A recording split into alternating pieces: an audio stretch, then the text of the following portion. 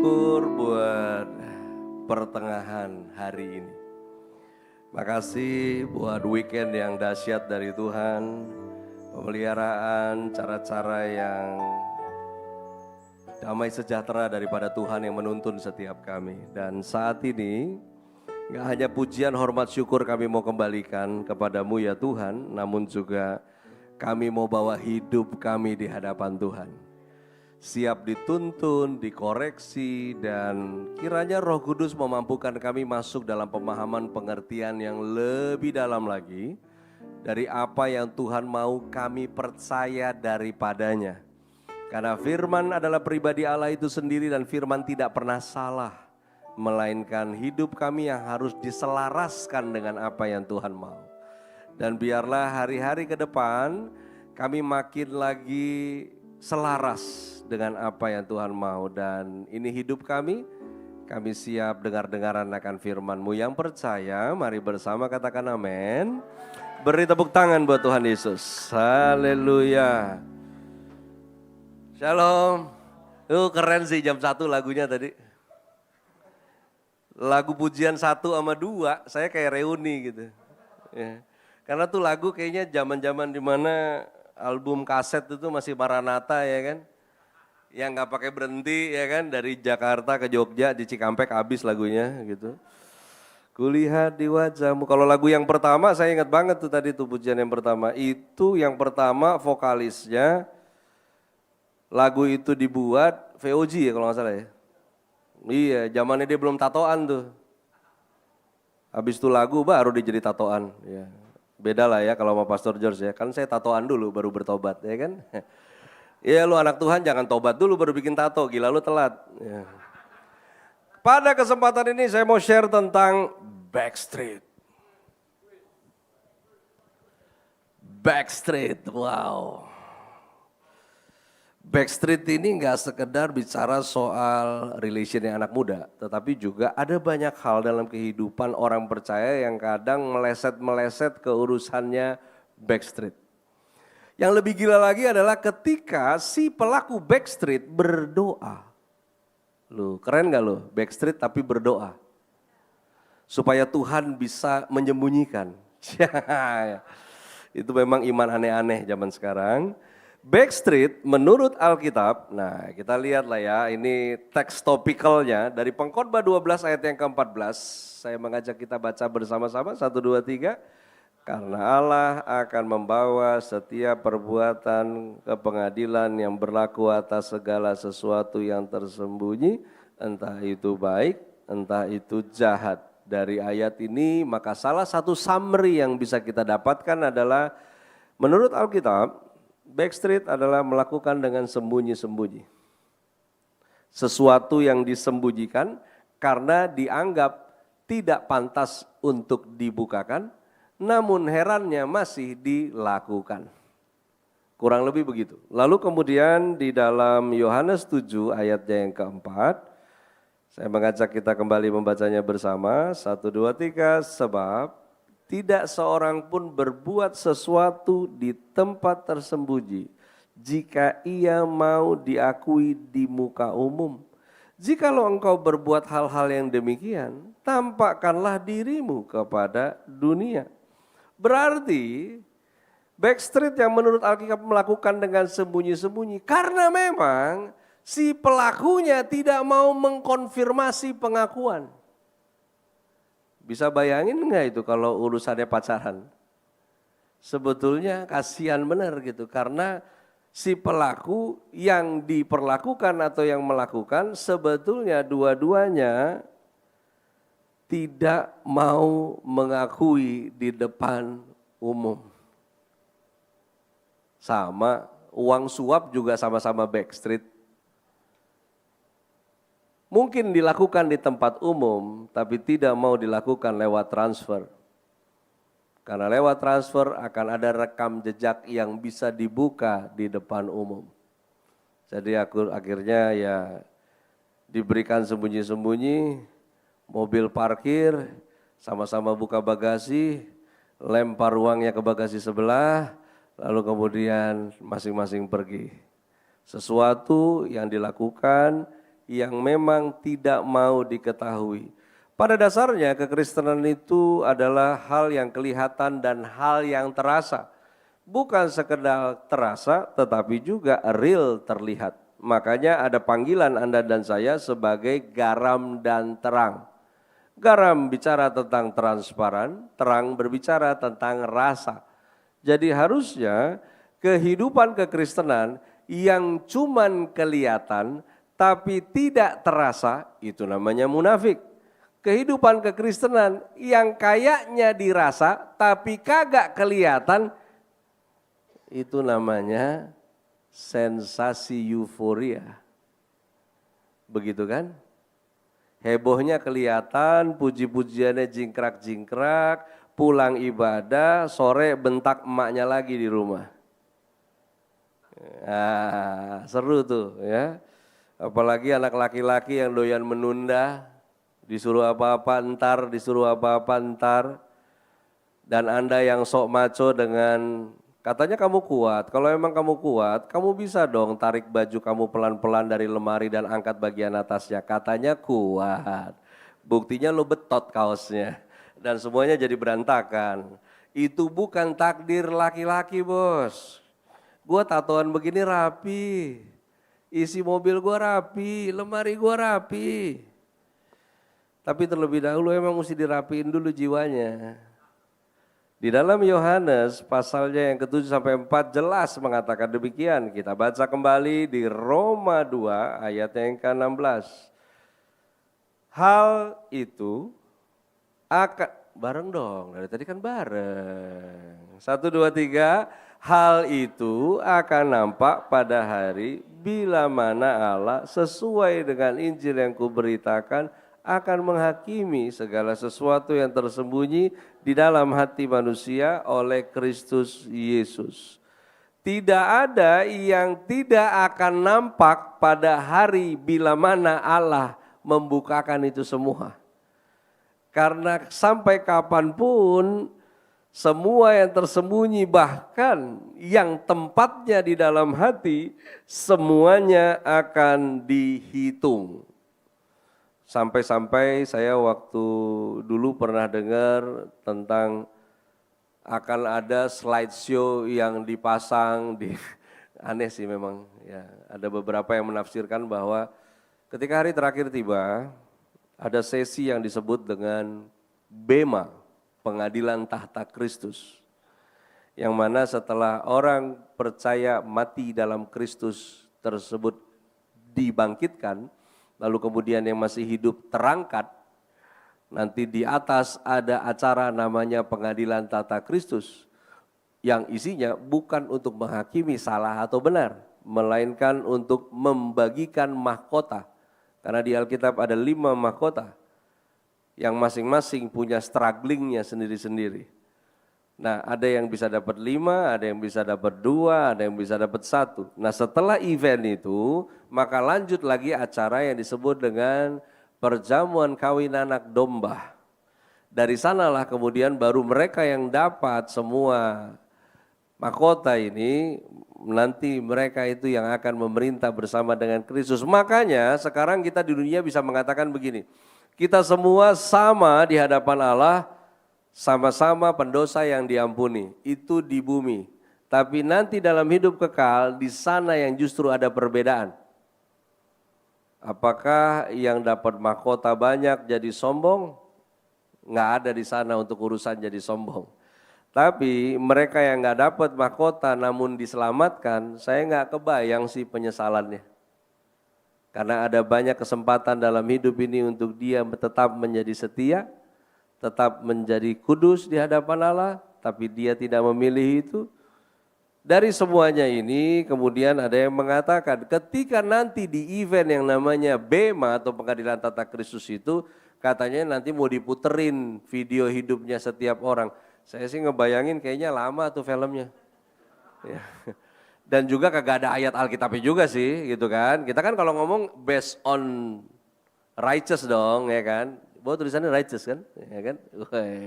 Kebenaran firman Tuhan di atas segalanya yang benar di muka bumi ini. Karena kalau mau kita ukurkan ya firman, nggak ada yang lain. Nah, di dalam Roma 2:16 mengatakan, nggak bisa sembunyi loh. Bahkan yang ada di dalam kedalaman hati pun itu terbuka di hadapan Allah. 2 Korintus pasalnya yang keempat, ayatnya yang kedua. Kembali kita baca bersama, tetapi kami menolak segala perbuatan tersembunyi yang memalukan. Kami tidak berlaku licik dan tidak memalsukan firman Allah. Sebaliknya, kami menyatakan kebenaran dan dengan demikian kami menyerahkan diri kami untuk dipertimbangkan oleh semua orang di hadapan Allah. Paulus mengatakan bahwa nggak ada juga yang perlu kami sembunyikan. Bagaimana yang ada tampil, demikianlah yang ada di dalamnya. Karena memang seharusnya lah demikian. Paulus bilang kami menolak segala perbuatan tersembunyi, licik pun tidak, memalsukan firman Allah, apalagi. Karena memang jemaat di kota Korintus adalah jemaat karismatik pertama di muka bumi. Dan ini salah satu isi dari surat Rasul Paulus mengatakan demikian. Karena itu sebetulnya agak aneh kalau ada drama di dalam kehidupan orang percaya. Saya itu berpikir bahwa zaman hidup di dunia kejahatan itu laki-laki memang laki-laki. Nah, ketika masuk di dalam kehidupan pertobatan, mulai dengan gereja, ada laki-laki ngomongin orang juga, lu gitu ya. Ada. Ya. Ada. Dulu awal-awal tuh yang begitu-begitu saya mau pukul gitu, karena bro, kita mulut di depan bukan di belakang. Tuhan kasih kita mulut di depan tuh biar kita bicara muka deh, muka sini bicara. Jangan bicara di belakang, nanti Tuhan kasih pindah kopu mulut atau saya yang kasih pindah kopu mulut. Ya kan? Ngomong di belakang, ngomong di belakang. Dan lebih gila lagi ketika masuk lebih dalam, masuk di pelayanan, rupanya di dalam sinode juga masih banyak yang ngomongin orang. Saya ini salah satu topik yang rupanya dulu tuh lumayan dibicarakan. Ini satu nih brengsek, kenapa Tuhan kasih dia kesempatan? Kok bisa? Kalau ada dihitung gagalnya, ya ampun, sama Daud gak ada apa-apanya nih orang ini. Lebih parah kejatuhannya. Tapi kok dia banyak. Dan kerennya adalah ada orang yang muncul dekat saya, bertingkah sebagai orang yang setia, menceritakan kalau mereka itu ngomongin saya. Dengar baik ini. Kalau ada orang ngomongin kau di belakang, secara tersembunyi itu bukan urusanmu, itu urusan mereka. Karena mereka yang punya masalah itu. Dan kalau ada orang yang datang dengan jubah seorang sahabat dan sedang memberitakan informasi bahwa ada orang-orang di belakang yang bicarakan kau, saya mau beritahu kau, kalau ini orang yang aku sahabat laki-laki, dia itu cuma banci kaleng sebetulnya. Karena itu informasi yang tidak diperlukan. Halo, jangan kau pikir itu sahabat. Nggak ada. Orang Ambon bilang banci baurat ini. Nggak perlu memang disampaikan kok. Ini kan berarti dia punya nenek moyang masih tersangkut paut dengan yang namanya Davide it Emperor. Pernah belajar sejarah? Itu namanya politik adu domba. Jangan dia pikir dia pro ke kau itu. Nanti kalau kau ribut dengan orang itu, dia pasti nomor 1 cabut duluan itu. Ya. Nanti udah baru kau, gimana sih gua ribut lo gak bantuin? Kan gak ada bilang mau berantem. Bilangnya cuma cerita kalau lo diomongin. Nah ini dia. Yang namanya hal-hal yang tersembunyi. Yesus pernah ajarkan tentang memberi. Yang Yesus lakukan bukan menyembunyikan tangan sebelahnya. Tapi tidak perlu tahu. Karena kebaikan tidak perlu dihitung oleh orang yang melakukannya. Karena harusnya Tuhan memperhitungkan itu sebagai sesuatu bentuk syukur dari seseorang yang tahu diri di hadapan Tuhan. Amsal 14 ayat 12 kita baca kembali bersama. Ada jalan yang disangka orang lurus, tetapi ujungnya menuju itu dia. Backstreet itu menurut Alkitab dilakukan dengan cara yang orang itu pikir ini yang baik. Makanya dari situlah dunia ini juga menciptakan ada yang namanya bohong putih. Padahal yang ada cuma bawang putih. Enggak apa-apalah, yang penting dia enggak tahu. Biasanya hal-hal yang krusial itu enggak diberitahu. Padahal sama saja diberitahu di depan, di belakang. Kalau ini orang memang udah berapa kali kena serangan jantung, ya kasih tahu aja, nggak usah kau sembunyikan. Mungkin memang cara ini untuk Tuhan jemput dia. Ya. Memang kenapa? Ya. Hidup ini kan nggak semua berjalan baik-baik saja. Yang penting Anda dan saya dituntun oleh Allah yang baik. Amin ya. Ada 3 alasan yang paling klasik. Orang lakukan backstreet. 1, karena katanya orang tuanya nggak pengertian. Kalau dia tidak punya pengertian, dia nggak jadi orang tuamu. Kau nggak akan lahir dari orang-orang ini. Orang-orang ini punya pengertian. Dan kau terlahir dari mereka. Dan sontoloyonya regenerasi bilang, ini tidak punya pengertian. Sebetulnya yang tua juga harus belajar komunikasi, yang muda juga harus diajar adab. Saya ini lagi ngalami fase yang cukup banyak. Saya pernah berurusan ketika anak-anak saya kecil, saya berurusan dengan mereka ketika remaja, saya berurusan dengan mereka ketika mereka kuliah. Itu pola komunikasi berubah. Ya.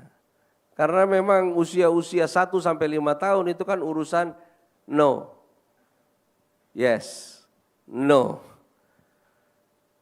Sampai mereka di kelas 6 SD, tangan ini masih main. Tapi mulai mereka pas masuk di junior school, kalau zaman dulu bilang SMP, kalau sekarang balik ke zaman Belanda kan, pakai angka.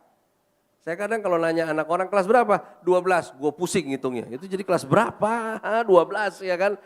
Karena zaman gue kagak ada itu sebetulnya zaman Belanda itu. Kelas 1, 2, 3, 4, 6, 7, 8, 9, wah repot kali ya gitu kan. Saya mesti ngebayangin dulu, jadi berapa ya. Zaman saya juga gak ada sih semester, zaman saya itu catur bulan. Mungkin karena zaman dulu banyak guru Batak main catur, jadi catur bulan. Tidak ada semester. Saya ngalamin kok, ngobrol dengan mereka SMA. SMP itu tidak ada pukulan lagi. Tidak ada strap-strap lagi orang bilang. Apa yang saya mau buat, apa yang dia tidak boleh kami komunikasi.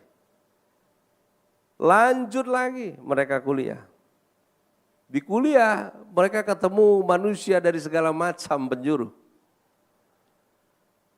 Mereka bilang yang ini begitu, yang ini begini, yang ini begitu. Saya cuma kasih modal 1. Sampai waktu itu sopir dan semua staf pelayanan bilang, tega Pak anak-anak berangkat kuliah cuma naik kendaraan umum. Saya bilang biar mereka naik kendaraan umum supaya mereka dapat teman yang sejati. Kalau lu pakai mobil hatchback kuliah, semua juga mau jadi teman. Padahal zaman itu belum ada yang namanya ojek online. Kalau sekarang mungkin Anda nggak mau bawa kendaraan karena macet, ojek online, mereka naik manual. Naik angkot, pulang ini. Dan betul, sampai lulus, saya ngitung ya, kalau saya hitung-hitung gitu, masing-masing anak-anak di kuliah itu tidak punya teman lebih dari 15. Nggak punya. Paling jago 4 yang dekat, 3. Tapi memang gitu kan. Nih beberapa di sini senior nih. Kita ini makin tua, circle kita makin kecil. Ya Pak Toyo ya, saya kenal Bapak ini dari saya punya rambut. Sampai sekarang kita ketemu saya udah gak ada rambut. Bapak masih ada tuh. Ya. Iya. Saya ketemu dulu saya anak masih 4 Pak, sekarang cucu saya yang 4. Nah, anak paling kecil aja 28 tahun umurnya. Saya ngalami fase baru lagi. Karena tidak hanya harus berkomunikasi dengan anak saya, tapi harus berkomunikasi dengan anak orang yang di dalam Kamus Besar Bahasa Indonesia mengatakan bahwa anak orang itu harus saya anggap sebagai anak saya sendiri dan menyebutnya menantu. Kayaknya hidup ini gak ada selesai-selesainya belajar komunikasi. Sama anak sendiri, sama anak orang juga. Begitu. Baru sekarang ada cucu lagi, cucu 4 ini saya mesti belajar lagi. Bagaimana caranya saya berkomunikasi dengan mereka? Buat Anda yang punya cucu, sebagai laki-laki, Anda pasti gila pengagungan dari mereka. Itu udah pasti. Makanya grandpa is man without rule. Mereka tunjuk, beli. Ya kan? Mau ini, beli. Nah, gitu. Dan itu ada beberapa komunikasi ketika dalam satu ruangan mereka lagi didisiplin, dan saya nggak boleh ikut campur, yang komunikasi lagi. Jadi sebetulnya Anda para senior, kalau tidak mau kehilangan komunikasi dengan regenerasi, jangan malas belajar. Yang muda, tolong tahu diri sedikit. Kau belum pernah tua, kami pernah muda. Lu belum pernah botak, tapi gua pernah gondrong. Let you know. Seringkali alasan pertama ini dipakai. Entah itu orang tua dalam urusan rumah tangga, kah itu orang tua dalam bentuk lembaga organisasi sebagai pemegang otoritas, akhirnya orang main belakang. Nggak ngerti lah dia kalau diomongin, nggak paham. Ya. Saya tahu kok ada banyak hal yang baru. Ya, zaman-zaman bapak-bapak di sinilah yang kita 70-an, sekarang umur 60, 50 ke atas ini. Zaman kita dulu kan kalau habis mandi kan kayak jadi dodol, diceplokin bedak. Ya. Sekarang milenial nikah, anaknya nggak boleh pakai bedak. Karena dokter bilang itu terhirup ke paru-parunya. Padahal sampai sekarang di paru-paru saya tidak ada bedak. Padahal dari kecil mama saya taruh wah. Saya udah kayak buset deh. Nggak enak banget deh. Udah dirapi begitu baru mama saya bilang, "Sana main." Oh, malu lah aku. Ya kan? Ini orang tua permalukan anaknya udah begini. Suruh bedakan semua suruh main ya kan. Malu gue. Ya. Tapi ya begitulah. Ada banyak hal yang baru. Tidak boleh bayi dikasih minyak kayu putih. Minyak telon ada pada kadar tertentu. Itu sekarang. Saya pas anak-anak nggak boleh pakai ini. Mamanya udah mulai, saya bilang. Karena kita bisa encounter, kita bisa bilang. Doktermu itu udah nikah belum? Kalau belum nggak tahu dia itu. Nggak ngerti itu, ya kan? Nggak bisa juga. Nggak jadi juga itu komunikasi. Alasan orang lewat jalur belakang karena belum yakin dengan pilihannya.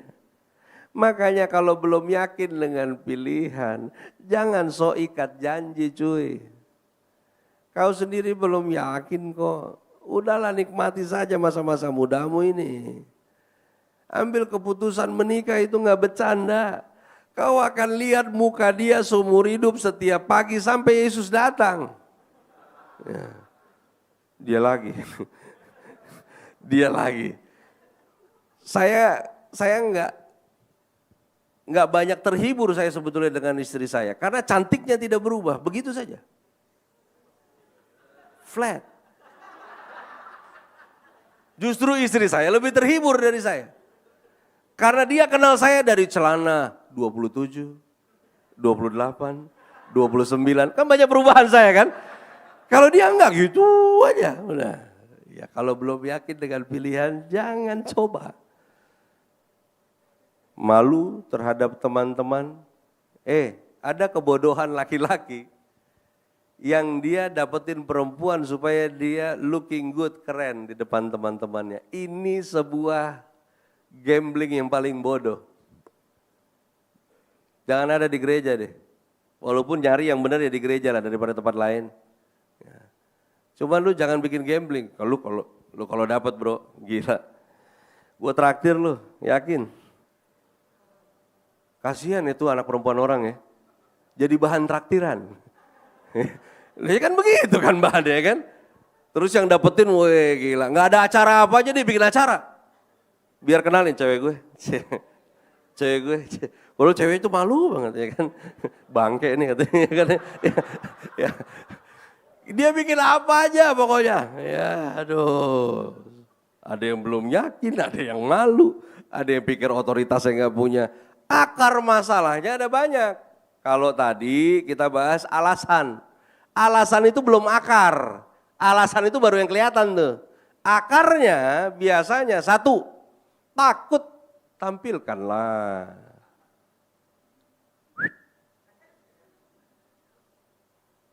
Nah, biasanya takut ditolak.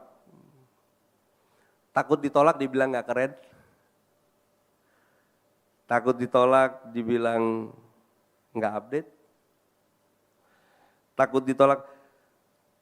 Saya suka sesuatu yang baru, saya suka informasi, saya suka pengetahuan. Saya karena bekerja sudah hampir 20 tahun terkait dengan teknologi, jadi akhirnya handphone itu mungkin nggak akan ada di tangan saya 3 tahun. 3 tahun saya pasti lewat itu ganti baru. Karena dia udah nggak nguber. Begitu juga dengan notebook, laptop. Ini saya lagi belajar nih, ya. Karena dari 5 tahun yang lalu anak saya udah bilang, papa tuh kayak orang kerjaan. Papa punya handphone, Apple buah digigit, tapi papa pakai Android juga. Terus papa punya laptop, semuanya komputer itu papa punya pakai Microsoft, pakai Windows, Microsoft semua. Harusnya pakai satu saja. Si buah yang digigit itu satu ekosistem. Ya. Saya bilang betul, saya tahu itu satu ekosistem, tapi kok kayaknya Word-nya beda, PowerPoint-nya beda. Kau bayangkanlah si tua ini menahan teknologi itu hampir 5 tahun. Akhirnya kemarin saya beli ini. Cuman gara-gara saya mau ganti saya punya Fold itu dengan Fold yang terbaru. Dan Fold yang terbaru warna hitam tidak ada di toko. Dari Bandung sampai Jakarta nggak ada di toko. Yang ada di toko cuma warna biru, titanium. Hidup saya itu pokoknya kalau nggak hitam ya putih, jangan abu-abu gitu kan. Loh iya betul, itu kebenaran itu begitu. Adanya ini Pak, biru dongker, titanium, pink. Yang itu nggak usah disebut lah Mas, ya kan. Nggak mungkin juga pakai pink, ya kan. Di Bandung begitu. Akhirnya yang di Jakarta bilang, memang tidak dijual Pak yang hitam di toko. Dijualnya by website. Baru Bapak dapat. Oh saya bilang lama ini. Saya masih old school kalau soal beli-beli kan. Apalagi lu beli barang mahal, masa nggak lihat yang jual. Saya bilang itu nggak bisa itu. Nah, udah. Akhirnya anak saya bilang, tuh itu Tuhan punya cara biar belajar. Coba. Saya bilang oke kita coba barang ini. Ini saya masih belajar nih. Jadi ada yang namanya Microsoft 365. Ada yang akan andalkan iCloud, tapi toh dua-duanya juga akan bayar. Di-subscribe di kartu kredit dan lain sebagainya. Tapi yang jelas saya belum putuskan yang mana. Tapi di sana terjadi komunikasi kan. Itu yang penting. Memang saya enggak tahu paham banyak juga kok. Ya. Istri saya lebih parah, dia tahu beres pakai. Setiap kali, satu kali itu sebelum saya bikin dia subscribe pasca bayar, itu ngeri. Satu kali ketahuan sama anak saya, dia punya hampir 160 giga. Karena setiap lemot dia isi. Setiap lemot dia isi. Jadi itu sampai 100-an giga lebih.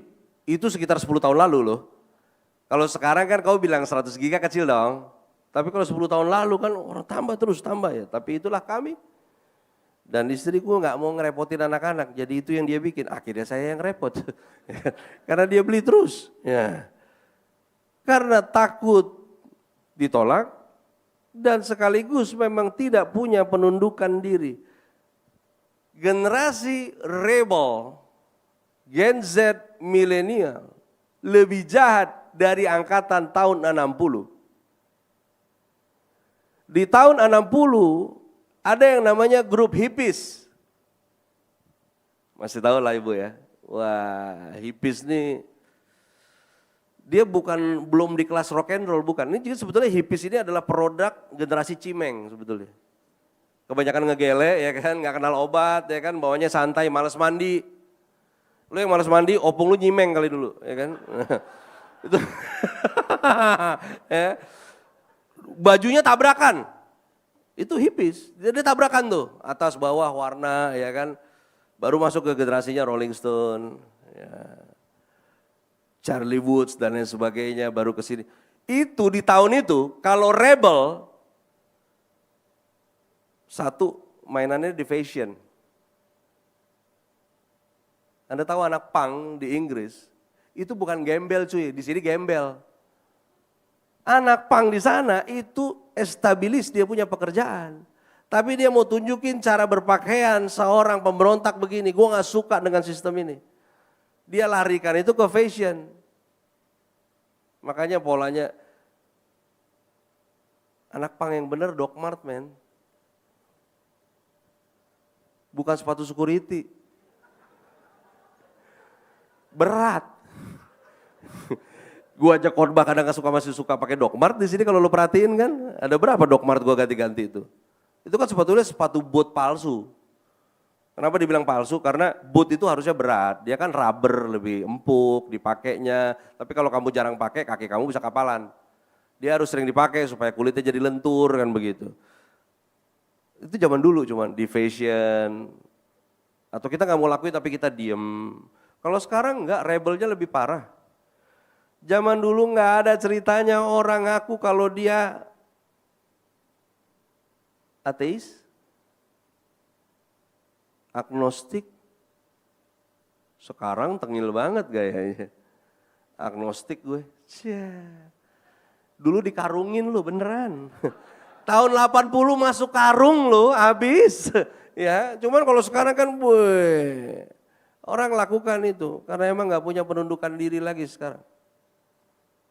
Kayaknya udah keren gue kalau berontak keren. Ya. Udah ngebrontak nyusahin. Bener, saya dulu pakai narkoba bukan karena gaya-gayaan tapi pekerjaan. Saya bisa nggak tidur 4 hari, 5 hari karena pekerjaan. Dan saya mesti konsumsi dan itu obatnya terdaftar bukan tidak terdaftar. Saya selesai pakai itu tahun 90-an. Makanya kalau orang cerita ekstasi, sabu-sabu, putau, saya nggak kenal itu, nggak tahu saya. Karena yang saya pakai itu cuma 2 jenis dulu. Yang Tuhan ciptakan, tapi dilarang, namanya ganja. Nanti PGI olah itu. Yang kedua, karena saya kemarin ngomong sama Sekjen PGLI, saya bilang itu perlu kita olah itu. Ya, tapi apa kepentingannya juga, masa nanti ada gereja logo ganja, ya juga sih ya kan. Ya. Yang kedua, itu obat-obat, kalau miras besok nggak bahas. Ya. Itu obat-obatan dulu nggak ada yang nggak terdaftar. Mogadon terdaftar, Rivotril terdaftar, Lexotan terdaftar, Double L terdaftar, semua terdaftar. Terdaftar semua. Nggak ada yang diracik. Nggak ada tuh minum bir pakai kerating daeng, nggak ada. Itu mah sekarang. Gue juga aneh tuh namanya. Dulu minuman-minuman di bar yang namanya Singapore Slang, Margarita, saya bilang stop, Jack Daniels murni sini. Udah minum yang murni-murni, lurus. Sekarang, aduh, ajaib. Karena memang tidak ada barrier untuk menghukum. Zaman dulu, guru lu tempeleng tahun 80, lu pulang ngadu bapak lu tempeleng lu ulang. Itu dulu. Sekarang tempeleng, bapaknya akan tanya, di videoin nggak tadi? Videoin nggak? Ya kan? Itu dulu yang pertama. Ya kan? Kalau ada bukti video, masuk TikTok, panjangin urusan. Jadi bahan, minimal dapat dana kerohiman. Akibat digampar, kan begitu. Itu sekarang. Emang nggak ada punya penundukan diri. Punya sindrom untuk dikasihi, makanya orang backstreet. Ya saya nggak dapat di situ, dapat di sini. Saya nggak dapat di situ, saya dapat di sini. Saya percaya setiap kita nggak butuh banyak sahabat. Tapi seharusnya sebagai orang Kristen, kita jadi sahabat yang baik buat banyak orang. Ya anak muda catat deh. Lu nggak penting punya teman banyak, yang penting lu jadi teman buat banyak orang. Begitu ya. Makanya gue aneh kadang lihat ada anak motor nih, di motornya pakai visor. Di visornya itu dia punya logo klub, ada kali 20. Gue bingung dia mau konsisten yang mana. Semuanya ada. Ya, saya bilang ini dia jualan stiker atau. Ya. Terus pakai jaket, semua logo klub ada. Saya bilang ini bayar iurannya gimana? Satu klub bayar iuran. Ada masalah-masalah yang cukup serius yang ditimbulkan dari Backstreet. Udah pasti deh, coba di next lagi.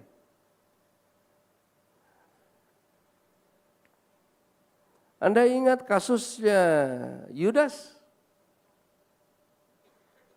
Pengkhianatan itu bagian dari Backstreet. Anda lihat deh, mereka yang bayar Yudas tidak pernah hargai Yudas. Nggak pernah. Sama seperti kalau kau punya Backstreet partner, corporate. Kau pikir dia hargai kau? Tidak. Dia nggak hargai kamu, nggak. Bahkan kalau kau punya teman yang nyuruh kau bohongi orang tuamu, ini teman paling brengsek punya sudah. Paling kacau. Keputusan yang salah itu pasti menimbulkan dosa. Ini akibat-akibat yang ditimbulkan dari Backstreet. Dan yang namanya Backstreet itu selalu menyakiti banyak pihak. Selalu ada yang tersakiti. Jauh dari orang tua, jauh dari otoritas, artinya Anda jauh dari Tuhan. Udah pasti. Makanya kenapa sih butuh ada penggembalaan? Kalau Kristen liar itu kalau dia mau terjemahkan secara hermeneutik versi dia akan bilang, nggak butuh sebetulnya gembala di muka bumi ini. Karena roh Kristus ada di dalam kita. Jadi kita bisa terhubung langsung dengan Tuhan. Dan Alkitab itu ada. Jadi sebetulnya tidak butuh gereja-gerejaan. Kita tidak butuh pendeta-pendeta menggembalakan. Kita butuh ilmu hermeneutik dan homiletika untuk diri kita sendiri melakukan dialektika. Jadi kita bicara kepada diri kita sendiri. Dan lama-lama gilalah kau kan begitu kan. Karena kau ngomong sendiri dan menjadi kau sendiri. Ya. Gini loh. Kalau kau nyaman di tempat di mana Tuhan seolah tidak bisa pandang kau, berarti kau memang sudah mulai rusak. Ini masalah-masalah besar yang ditimbulkan. Backstreet. Adapun beberapa caranya untuk Anda dan saya menghindari. 1. Gaulnya di tempat yang benar, biar ketemu yang benar. Benar? Kalau gaulnya benar, ketemu yang benar. Itu sudah paling tidak dibantu 80%. Walaupun ini tidak terlalu terpakai di kampus. Karena banyak orang kuliah di tempat yang mahal supaya ketemu anak orang kaya yang lain, supaya dengan harapan nantinya akan ada jaringan antar anak orang kaya membangun bisnis yang kaya dan menjadi kaya raya dan mati kaya raya. Padahal semua anak orang kaya rata-rata individualisme. Kau taruh di kampus-kampus, kau yang udah kerja sekarang jadi profesional, ada HRD mau nanya kampus. Gimana? Dulu waktu kuliah favorit nggak kampusnya? Nggak peduli, cuy, cuaks. Ya. Asli nggak peduli, ya. Nggak ada urusan. Makanya hidup dalam komunitas yang transparan. Woi perempuan, laki-laki dengar ini. Drama Korea ada di semua genre sekarang. Stop ada di dalam circle drama. Stop. Karena itu melelahkan. Itu capek. Antara kamu yang waras ikutan gak waras, atau yang gak waras ini diberkati punya teman baru yang tidak waras juga. Ya. Tinggal itu aja hitungannya. Karena itu, utamakan nasihat firman Tuhan. Dari Mazmur 119 ayat 9, kita baca bersama. Dengan seorang muda mempertahankan kelakuannya bersih, dengan menjaganya sesuai dengan firman-Mu. Utamakan nasihat firman Tuhan, karena semakin kau dalam akan firman Tuhan, semakin waraslah cara kau berpikir. Coba kau gaul sebentar aja, nongkrong bentar sama temen lu dulu kuliah atau apa, yang tidak. Ini ngaku Kristen, tapi nggak ada gereja-gerejaan, nggak ada digembalakan. Duduk 1 jam, kau akan lihat logika situasinya rusak. Lu akan lihat runut sistematika berpikirnya hancur. Malah mungkin kau duduk setengah jam, kau bisa bilang, mampus, kenapa bisa begini ya? Terlalu banyak opsi dalam hidupnya. Sementara kamu yang dituntun firman, mulai sistematis, mulai punya perhitungan yang baik. Ini teman-teman paduan suara, gereja mana tadi? Bro, lupa loh. Tesalonika.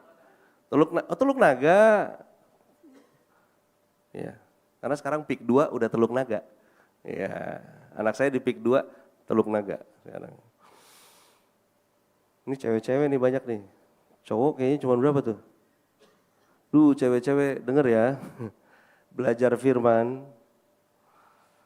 Kalau ketemu cowok, dating aja, dia udah gak bisa doa makan. Lu lepeh deh tuh laki deh, beneran. Doa makan aja dia udah gak bisa, gimana mau doain keluarganya ntar? Udah kelar, kelihatan kok. Makanya saya bilang kecerdasan roh itu lebih dahsyat dari orang yang sekolah S3. Itu namanya kecerdasan roh, intellectual spirit itu luar biasa dari firman. Kau punya kepekaan, kau bisa baca situasi itu. Kalau cuma sekedar punya IQ, enggak jaminan.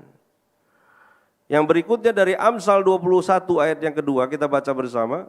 Setiap jalan orang adalah lurus menurut pandangannya sendiri, tetapi Tuhanlah yang menguji hati. Siapa sih yang jadi ukuran menguji? Ya firman. Adapun orang-orang yang di dalam otoritas hidupmu harusnya kau bangun komunikasi itu. Pasti Anda yang cari pembenaran takut berbicara kepada mereka yang punya otoritas. Tapi mereka yang mencari kebenaran tidak takut untuk berkonsultasi. Makanya saya di pengembalaan kalau udah staf bilang, si ini mau konseling katanya. Saya bilang siapa? Si ini. Saya mesti tahu betul. Nah ini kan udah jemaat kita 10 tahun, nggak usah konseling, bilang tobat aja. Loh serius? Kalau lu ikut gue di pengembalaan baru setahun, sedikit kebenaran yang kau tahu.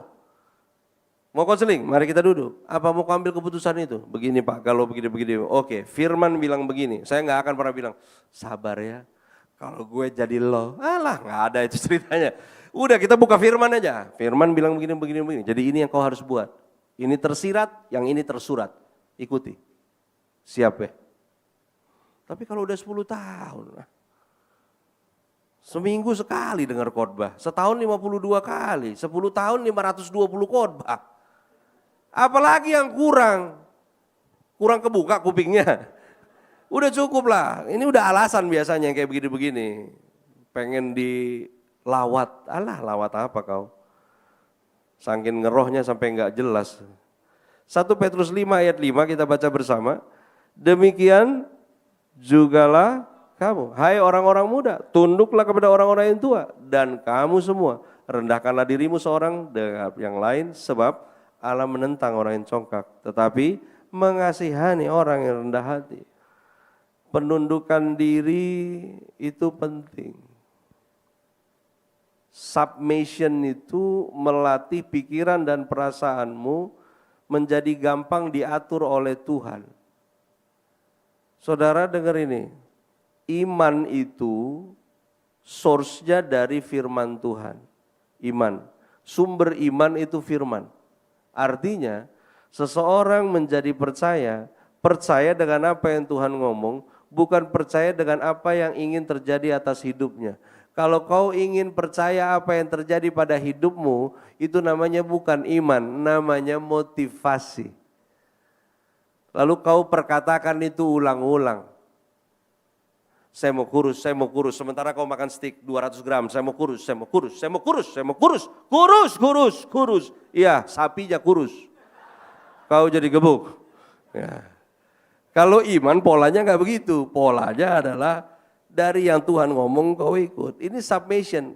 Makanya iman itu sebetulnya gunanya supaya hidup kita gampang diatur Tuhan. Bukan kita pakai iman untuk kita ngatur Tuhan. Ya. Orang yang pakai iman yang ngatur Tuhan memang susah diatur.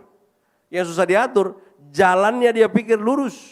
Tapi ternyata belok lewat belakang atau kemana. 1 Timotius 4 ayat yang ke-12. Kita baca kembali bersama. Jangan seorang pun jadilah teladan dalam perkataanmu, dalam tingkah lakumu, dalam kasihmu, dalam kesetiaanmu, dalam kesucianmu. Setiap regenerasi itu bagian dari masa depan. Dan keteladanan itu yang mematahkan Anda tidak direndahkan. Ya, setiap orang punya regenerasinya. Di atas saya kan masih ada lagi. Di atas saya lagi masih ada lagi. Dan setiap orang itu direspek karena keteladanannya. Makanya Firman bilang, ya udah, kamu ini jadi teladan aja dalam kesucian, jadi teladan aja dalam kesetiaan, jadi teladan aja dalam kasihmu, jadi teladan aja dalam tingkah lakumu, jadi teladan aja dalam perkataanmu, maka nggak ada seorang pun merendahkan kamu karena kamu cuma regenerasi. Kalau kau kebikin teladan. Karena kalau nggak mau dianggap rendah, bukan kau lawan yang di atas supaya kau bisa jadi setara, bukan itu caranya. Jadi teladan. Saya ingat berapa bulan lalu itu mau khotbah, tapi nunggu dulu jam sesinya, di depan ruang VIP saya nunggu, di sana ada youth yang lagi nongkrong. Itu youth nongkrong, selama 30 menit saya nunggu sesi, itu youth sudah ngomong kata anjir 173 kali. 8 orang itu yang duduk, saya tahu. Saya karena dulu dilatih berkelahi dengan mata tertutup, jadi saya tahu betul ini langkah berapa orang. Dan di ruangan itu saya tahu, di luar ini satu, suaranya yang ini 1, 2, 3. Sementara saya hitung orang, saya menghitung kata anjir, 3, 4, 173. Dan ketika pintu dibuka, pengurus masuk, saya keluar. 8 yang ada di sana berubah. Shalom pastor, saya mau bilang anjir, ya kan. Enggak jadi teladan betul. Di dalam gereja 173 kali kata itu keluar. Ya Tuhan. Aduh. Jalan di depan masih banyak kok dari Tuhan. Enggak usah lewat-lewat belakang. Anda pantas berjalan bersama dengan Tuhan di depan. Percaya, enggak ada jalannya yang Tuhan tutup kalau memang itu jatah kamu. Hidup ini bukan dari kesempatan, hidup ini dari Tuhan jalannya. Kesempatan enggak nutup Anda punya masa depan. Tuhan masih bisa kok bikin jalan yang baru. Enggak usah repot Tuhan buka-bukain jalan. Dia bilang gue bikinin jalan yang baru, repot amat yang ditutup dibuka. Saya percaya semua yang baik, indah, kudus sudah didengar, dimeteraikan untuk setiap kita yang masih mau percaya. Mari kita berdoa. Haleluya, haleluya. Terima kasih Tuhan Yesus. Terima kasih, terima kasih. Bersyukur kami buat kesempatan firman menuntun kami bersama. Tiap generasi ke generasi itu ada panggilannya dari Tuhan. Dan sudah seharusnya tiap generasi itu bersinergi. Sehingga kami tidak perlu melakukan cara-cara yang bukan dari Tuhan. Karena cara-cara Tuhanlah yang paling ampuh. Cara-cara dari Tuhanlah yang direstui Tuhan. Kami percaya perjalanan bersama dengan Tuhan itu ke depan, bukan ke belakang. Iblis selalu bikin kami mundur, tapi Tuhan membuat kami berjalan maju ke depan. Dan kami percaya bahwa hidup bersama dengan Tuhan tidak ada yang perlu kami sesali. Semua yang kami lewati, semua yang terjadi, semua yang kami alami mengajar setiap kami untuk menyadari bahwa Engkaulah Bapa yang tidak pernah meninggalkan kami sedetik pun. Engkaulah Bapa yang selalu peduli buat setiap kami, bahkan sepanjang musim hidup setiap kami. Terima kasih buat cara-Mu yang ajaib. Kami suka dengan cara-Mu ya Tuhan.